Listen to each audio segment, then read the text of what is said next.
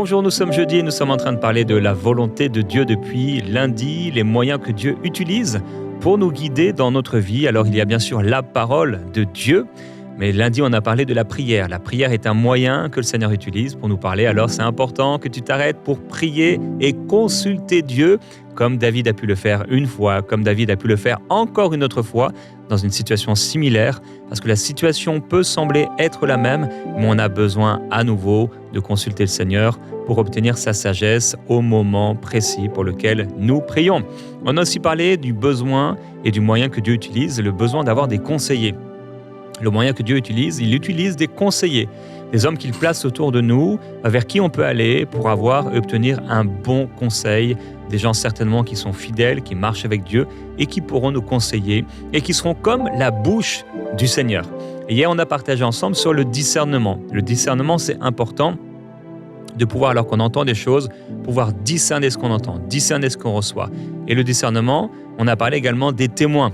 Dieu place des gens autour de nous qui vont pouvoir témoigner. Ça veut dire, on a prié, on a reçu quelque chose de la part du Seigneur, on pense dans notre cœur avoir reçu quelque chose, on peut même avoir été conseillé, mais après, il faut qu'il y ait quelqu'un aussi qui puisse dire « Ok, je témoigne que c'est la bonne chose à faire ».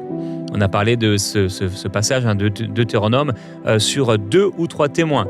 Ce sont des gens qui pourront dire « J'étais là, nous étions là et nous pouvons témoigner de ce qui s'est passé, nous avons été là comme témoins ». Aujourd'hui, ce sont des documents qui témoignent, des documents électroniques qui témoignent que, à telle heure, tel jour, à telle minute, la signature électronique a été apposée. Elle vient témoigner de l'acte qui a été fait. Et ces témoins, Dieu va en placer dans ta vie pour pouvoir te dire par 2 ou 3 personnes, parfois, tu es vraiment en train de faire la bonne chose. L'idée, donc, c'est pas d'être solo, juste dans sa relation avec Dieu, parce qu'on peut se tromper. C'est justement, aujourd'hui, ce dont on va parler. Notre cœur peut nous tromper. On veut connaître la volonté de Dieu, mais notre cœur, notre propre cœur, peut nous tromper et peut se tromper. Et on peut tromper nous-mêmes notre cœur.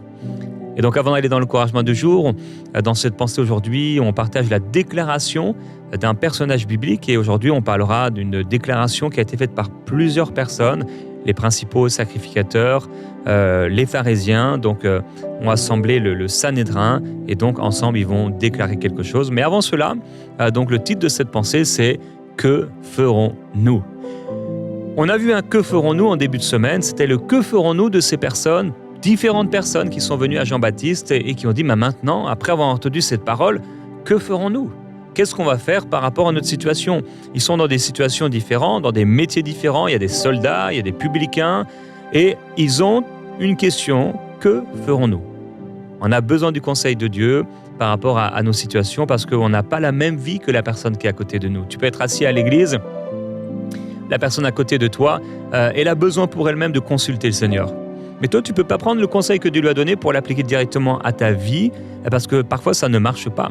Parfois, Dieu va te donner un conseil juste pour toi. Donc, que ferons-nous ? Il y a eu le « que ferons-nous » de ces gens à Jean-Baptiste. Il y a eu également le « que ferons-nous » de la Pentecôte. Tu connais, à la Pentecôte, Pierre va prêcher l'évangile. Et quand ils entendent l'évangile, les Juifs disent « Mais maintenant, que ferons-nous » Ça, c'est une bonne question à poser. Et Pierre va leur dire « Repentez-vous, que chacun de vous soit baptisé au nom de Jésus-Christ, etc. » Et il y a le troisième « Que ferons-nous » On le lit avec Marie dans Jean au chapitre 11. Alors les principaux sacrificateurs et les pharisiens assemblèrent le Sanhédrin et dirent « Que ferons-nous ? Car cet homme fait beaucoup de miracles. » Verset 53. Dès ce jour, les résolurent de le faire mourir. Merci. Alors voilà un autre « Que ferons-nous » Dans les 2 premiers cas, l'un devant Jean-Baptiste, l'autre devant Pierre, les gens ont la bonne attitude et demandent « Que ferons-nous » On a entendu la parole, maintenant qu'est-ce qu'on va faire ? Jean-Baptiste et Pierre agissent comme des conseillers. Ils vont conseiller maintenant, voilà ce que vous devez faire. Jean-Baptiste va leur dire, vous ne demandez pas plus que ce que vous devez demander, etc. N'exigez pas plus au-delà de ce qui a été ordonné. Donc, soyez fidèles. Pour Pierre, donc repentez-vous. Il conseille. Mais dans le troisième cas, c'est ces pharisiens, ces hommes religieux, devant les miracles qui se passent à travers le ministère de Jésus, les miracles extraordinaires où il y a plusieurs témoignages. C'est ça le problème, c'est qu'en fait, ils se retrouvent avec plusieurs témoins. Des gens qui étaient là, ils étaient là quand Lazare est ressuscité. Il y a des choses que le Seigneur ne voulait pas qu'on dise, mais il y a des choses qu'il voulait qu'on les voie. Sur la montagne, Jésus n'a pas voulu que tous les disciples soient là, il n'a pas voulu que toute la foule soit là, sur la montagne de la Transfiguration, mais il a choisi Pierre, Jacques et Jean. Ils devaient voir pour pouvoir témoigner après sa mort des choses qu'ils avaient vues et entendues, puisqu'ils vont entendre la voix de Dieu qui va se manifester, qui va dire « Écoutez-le, celui-ci est mon fils bien-aimé, écoutez-le ». Je voudrais t'encourager à écouter le Seigneur, parce que dans cette émission aujourd'hui et ce temps de prière, le Seigneur veut ramener des cœurs à la pureté, à pouvoir écouter Dieu, écouter le Seigneur. Jésus a choisi Pierre, Jacques et Jean et pas toute la foule. Mais avec Lazare, il ressuscite Lazare, il aurait pu le faire le soir ou éviter que les gens soient là. Non, il fallait qu'il y ait des témoins. Tout comme il a voulu qu'il y ait des témoins de la résurrection, on en a parlé hier, 500 personnes étaient là, témoins de sa résurrection. Le que ferons-nous, c'est une bonne question. C'est une bonne question que tu te poses. Seigneur, qu'est-ce que je vais faire? Quelle est ta volonté pour ma vie? Que ferai-je? Que ferons-nous? Mais la grande différence par rapport à la réponse et ce que ça va engendrer dans ta vie, c'est ton cœur. C'est ton cœur.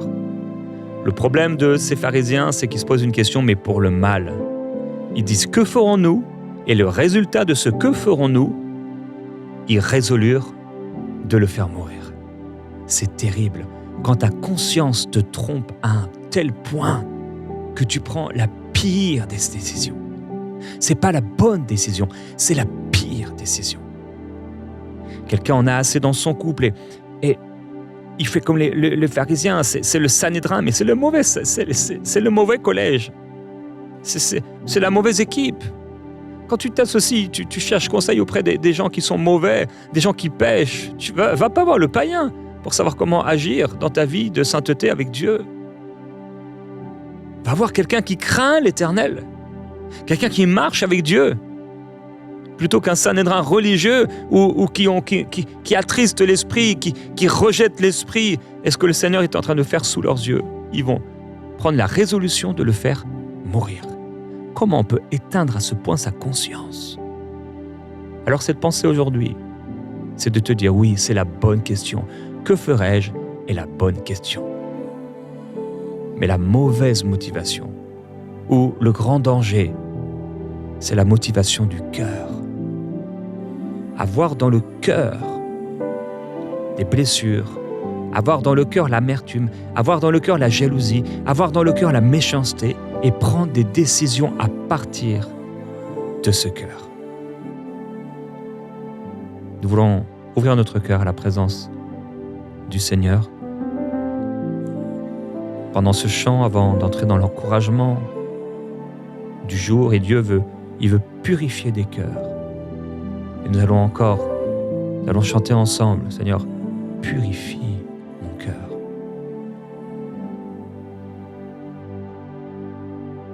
Change mon cœur, Seigneur, et purifie-moi. Change mon cœur, Seigneur, rends-moi comme toi. Change mon cœur, Seigneur, et purifie-moi. Change mon cœur, Seigneur, rends-moi comme toi. Jésus, tu es le potier, je suis l'argile. Brise-moi, façonne-moi, oui, c'est mon désir. Jésus,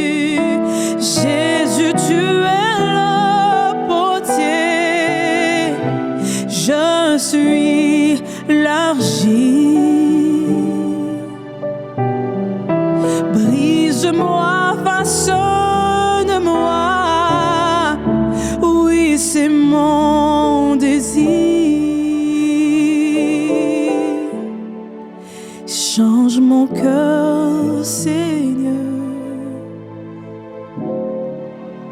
et purifie-moi. Change mon cœur, Seigneur, rends-moi comme toi. Alléluia. Merci Seigneur. Dieu est bon. Dieu est bon. On a pris ce chant d'un frère gitan ou forain. J'en profite pour saluer tous les forains, les gitans, les mornouches. Que le Seigneur vous bénisse, les gens du voyage. Dieu vous bénisse. Alors, on est en train de parler de comment on peut discerner la volonté de Dieu et des moyens que Dieu nous donne pour discerner sa volonté avec ce magnifique chant. Que Dieu puisse changer nos cœurs, purifier nos cœurs, nous donner un cœur comme lui, qu'il puisse, s'il en a besoin, vraiment briser ce cœur. Briser ce qui est mauvais dans le cœur. Alors tu veux connaître la volonté de Dieu, oui, mais ton cœur peut te tromper. J'ai dit hier qu'il nous donne comme moyen le discernement. Alors le discernement, ça va être, tu as envie de faire quelque chose, tu veux acheter une maison, tu veux épouser quelqu'un, tu veux t'engager dans un travail, tu veux faire quelque chose, déménager, etc. Maintenant, le discernement, c'est ce qui va t'aider, c'est la capacité à discerner donc si cette chose est bonne ou mauvaise. Je discerne que. Maintenant, après avoir discerné, il y a un travail, et c'est le travail de la conscience. La conscience. Dieu nous a donné une conscience pure. À ta nouvelle naissance, à ma nouvelle naissance, toutes choses sont devenues nouvelles. Quelqu'un a dit, il a rendu notre conscience comme celle d'un petit bébé qui n'a jamais péché. Notre conscience, notre cœur est devenu pur. À l'intérieur, c'est devenu pur. Dieu te donne la capacité d'être dirigé par son esprit en toi. Et autant l'intuition, ça va être percevoir les choses et tu vas pouvoir discerner les choses, mais la conscience te permet de savoir, ok, imagine, donc tu te retrouves devant une situation, tu veux déménager, tu veux acheter une maison, tu veux t'établir avec quelqu'un, donc te marier avec quelqu'un, et tu juges que. On a vu hier, il ne faut pas juger selon l'apparence. Non. Selon la justice, selon ce qui est juste selon Dieu, pas selon l'apparence. Maintenant, tu vas dire, ok, je vais me marier, ou ok, je vais acheter une maison, ou ok, je vais m'engager dans ce travail, ou ok, je vais déménager, ou ok, je vais faire ceci. Tu prends la décision parce que tu juges que, tu as discerné que. Maintenant, ta conscience va te permettre de savoir, ok, j'ai pris cette décision, mais qu'est-ce que tu sens dans ta conscience? Tu sens pas ce trouble? Depuis que tu as commencé, depuis que tu t'es engagé, il n'y a pas un trouble à l'intérieur de toi? Fais attention. Fais attention. Je me souviens avec un frère, on avait signé un bail pour des bureaux et le frère m'a dit, en fait, au moment où il allait signer, il a eu un mal à l'intérieur, un malaise. Fallait pas signer. Mais il a signé. Et maintenant, il y avait un témoin, ce document a témoigné que tous les mois, tu devais payer ce loyer, faire ce paiement. Avant qu'il soit trop tard, mon frère, ma sœur, est-ce que tu n'aurais pas trompé ton cœur? Tu n'aurais pas trompé ta conscience? Tu n'aurais pas éteint ta conscience? Tu veux connaître la volonté de Dieu, c'est bien, c'est la bonne question. Seigneur, que ferais-je? Est-ce que ton cœur s'est trompé? Pas qu'il aurait dit un mensonge, mais que tu l'as trompé en fait. Ou ton cœur, ce qu'on appelle ton cœur, mais plutôt au niveau de ton âme, de tes pensées. Depuis que tu t'es engagé dans cette voie, est-ce que tu as la paix? Est-ce que ta conscience peut te rendre témoignage? Je suis en train de faire la bonne chose. Je sais que je sais. J'ai la conscience. C'est bon. C'est ça. Quand tu dis au Seigneur, que ferais-je? Ça, c'est la bonne question, mais ensuite, il faut être prêt à obéir. Quand tu demandes à Dieu quelle est sa volonté. Nous lisons dans le psaume chapitre 50 à ce sujet. Et Dieu dit aux méchants, quoi donc? Tu énumères mes lois et tu as mon alliance à la bouche. Toi qui hais les avis et qui jettes mes paroles derrière toi. Eh oui, tu peux demander au Seigneur sa volonté, tu peux dire, Seigneur, qu'est-ce que je ferais, et tu peux connaître la Bible, etc., et la loi, tout ça, mais maintenant que tu l'as entendu, maintenant que tu as écouté, maintenant que tu as discerné, eh bien en fait, tu jettes les avis, les instructions, les conseils qu'on te donne et tu jettes les paroles de Dieu derrière toi comme si ça n'avait pas de valeur. Parce que peut-être tu veux en faire à ta tête. Et c'est justement, exactement à cet endroit, quand tu as entendu ce qu'il fallait faire, tu sais ce qu'il faut faire. On t'a dit, il y a eu des témoins qui ont témoigné.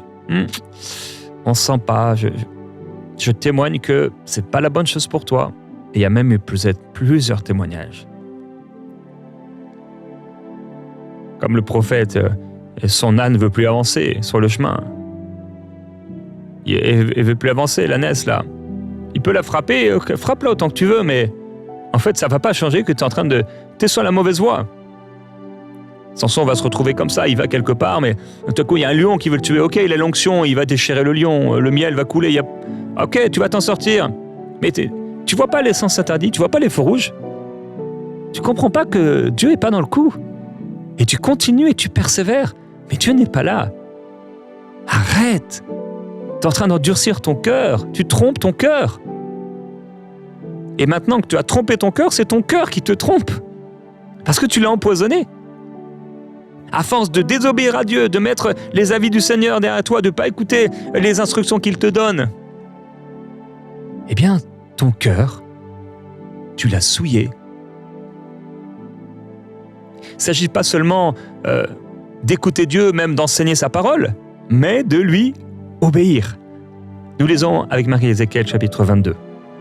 Ces sacrificateurs violent ma loi et profanent mes choses saintes. Ils ne distinguent point ce qui est saint de ce qui est profane. Ouais.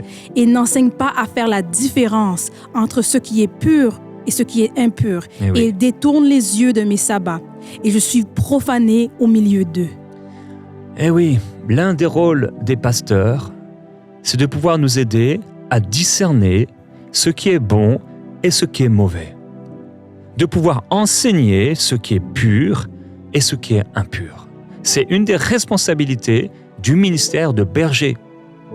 De pouvoir enseigner aux brebis ce qui est pur et ce qui est impur. De moins en moins, nous trouverons des hommes capables d'enseigner ce qui est pur et ce qui est impur. De moins en moins, nous trouvons des parents qui sont capables de dire à leur enfant « ça, c'est impur et ça, c'est pur ». De moins en moins, l'autorité parentale va se manifester. Les parents, de plus en plus, se déresponsabilisent. Ils laissent la société, les gouvernements, les lois qui sont prises par tel et tel pays, etc., par telle personne qui souvent vivent n'importe comment. Et ils ne tapent pas du poing sur la table pour dire non, c'est comme cela. Ça, c'est impur. Ça, c'est mauvais, mon fils. Relis les proverbes, tu verras combien il est important pour les parents d'enseigner leurs enfants, d'enseigner leurs fils, d'enseigner leurs filles. Alors, c'est une de leurs responsabilités. Il faut savoir aussi accepter que c'est un moyen par lequel le Seigneur passe, donc pour nous corriger, même si ça va au contraire de notre conscience. Parce qu'il est possible que, parce qu'on n'a pas écouté le Seigneur, eh bien notre conscience, dont le but était de pouvoir aussi nous aider à savoir, ok, je suis au bon endroit, je suis en train de faire la bonne chose. En fait, on a tellement désobéi que, comme il est écrit, tu détournes tes yeux de mes sabbats. Tu peux entendre complètement différemment. Également, si tu t'opposes au Saint-Esprit. Si tu t'opposes au Saint-Esprit, et crois-moi, il n'y a pas que les Judas ou les grands pharisiens, Pilate, qui s'opposent au Saint-Esprit. On peut être chrétien, enfant de Dieu, aller à l'église et s'opposer au Saint-Esprit. Si tu t'opposes au Saint-Esprit, non seulement tu ne vas pas reconnaître la voix de Dieu, mais tu risques de t'opposer à la volonté du Seigneur, à Dieu, dans toute sa personne. On dit parfois que la prophétie vient confirmer ce qui est dans ton cœur, c'est vrai, mais seulement si ton cœur est en bonne santé. Est-ce que ton cœur est en bonne santé? Nous lisons dans Actes chapitre 7. Hommes au cou raide, incirconcis de cœur et d'oreille, vous vous opposez toujours au Saint-Esprit. Ce que vos pères ont été, vous l'êtes aussi. Il dit incirconcis de cœur, mais aussi d'oreilles. Comment je peux entendre bien si mes oreilles n'ont pas été circoncis, si elles ne sont pas saintes, elles ne sont pas pures? Comment mon cœur peut entendre si mon cœur n'est pas circoncis? La circoncision, c'est coupé. Il y a une coupure entre l'ancien et le nouveau. Il y a une nouvelle vie. Il y a la marque de Dieu dans notre ADN. La marque de Dieu, la marque du Christ qui change tout. L'ADN de la parole qu'il a mis, planté dans nos cœurs par son esprit. Verset 54. En entendant ces paroles, ils étaient furieux dans leur cœur oui. et ils grinçaient des dents contre lui. Mais Étienne, rempli du Saint-Esprit et fixant les regards vers le ciel, vit la gloire de Dieu et Jésus debout à la droite de Dieu. Et il dit, « Voici, je vois les cieux ouverts et le Fils de l'homme debout à la droite de Dieu. » Ils poussèrent alors de grands cris et se bouchant les oreilles, se précipitèrent tous ensemble sur lui, le traînèrent hors de la ville et le lapidèrent. Amen. Ils se sont bouchés les oreilles pour ne pas entendre la vérité. Est-ce que tu t'es bouché les oreilles? Dieu t'a donné un merveilleux moyen pour connaître quelle est sa volonté. C'est ta conscience. Mais il se peut que tu aies bouché les oreilles de ta conscience. T'es fermé, t'es éteint ta conscience. Que ton cœur te trompe parce que ce cœur a été souillé.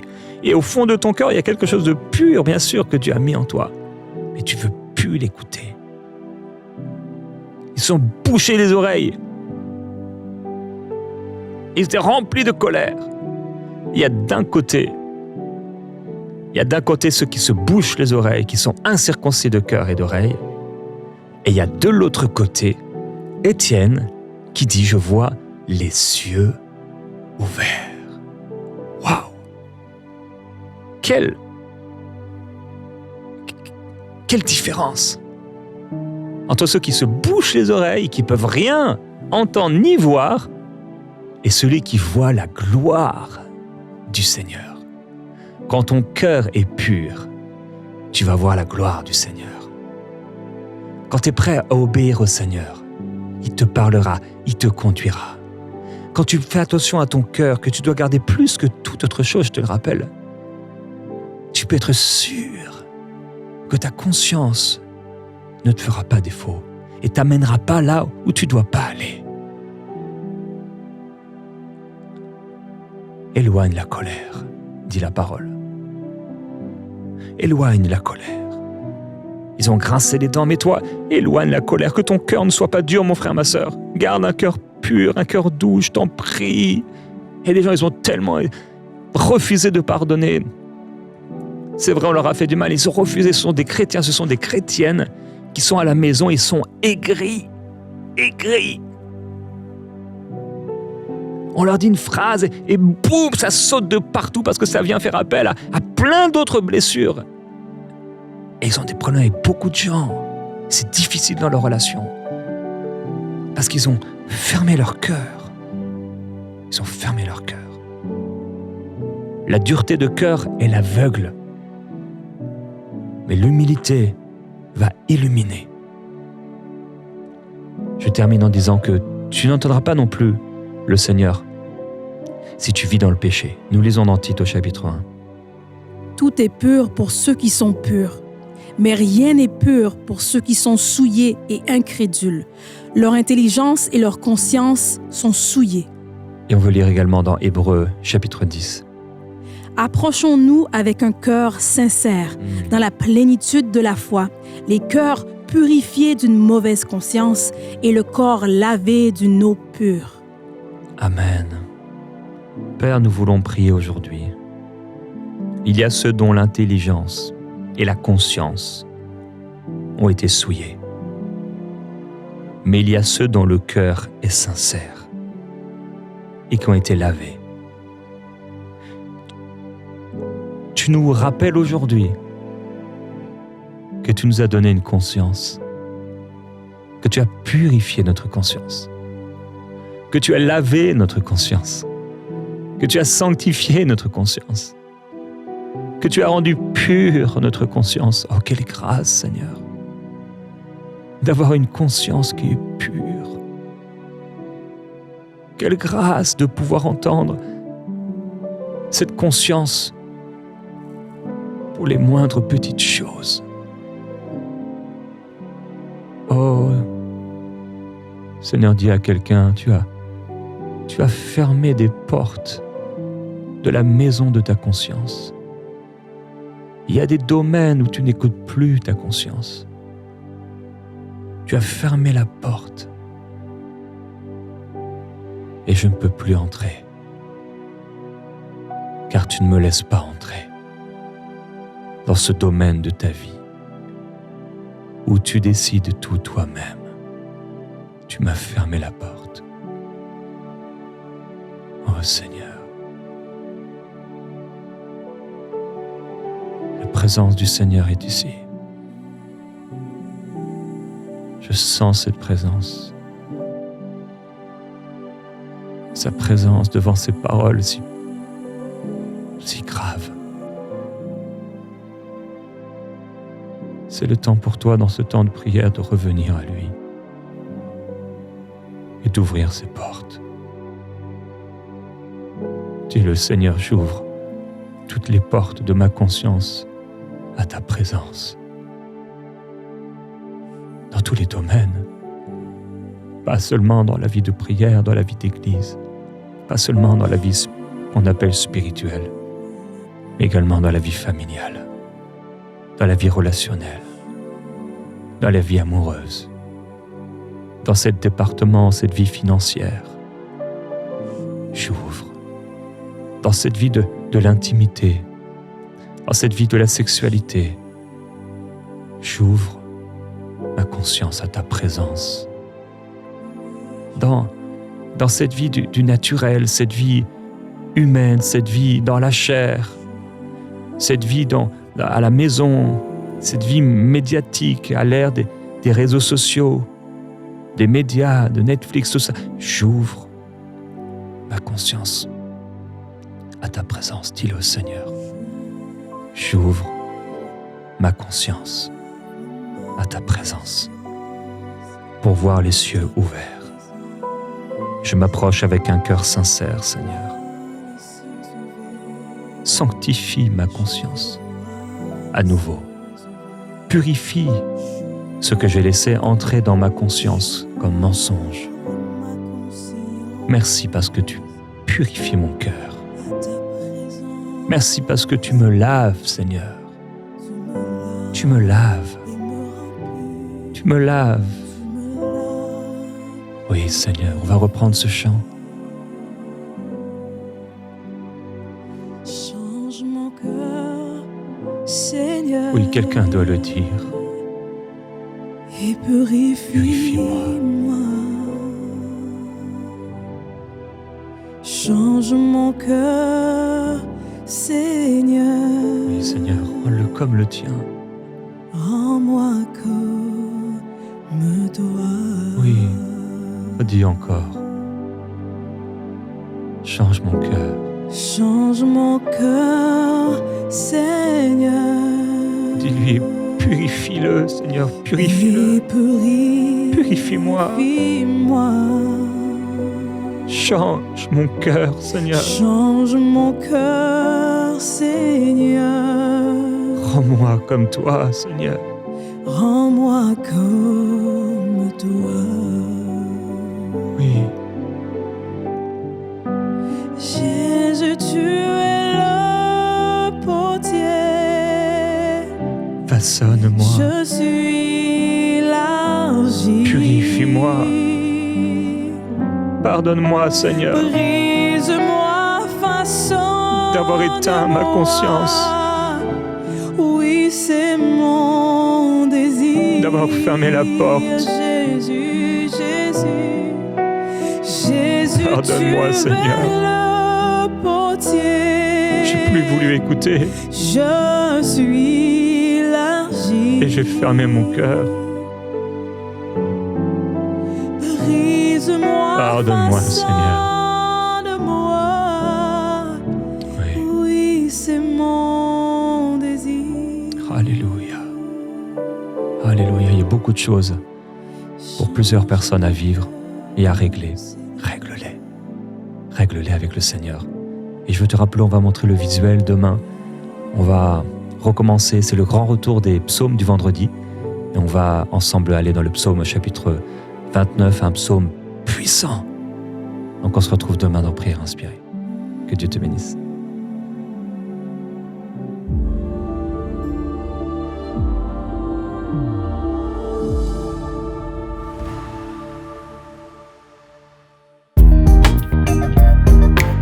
Merci à tous nos précieux partenaires grâce auxquels cette émission a pu être réalisée.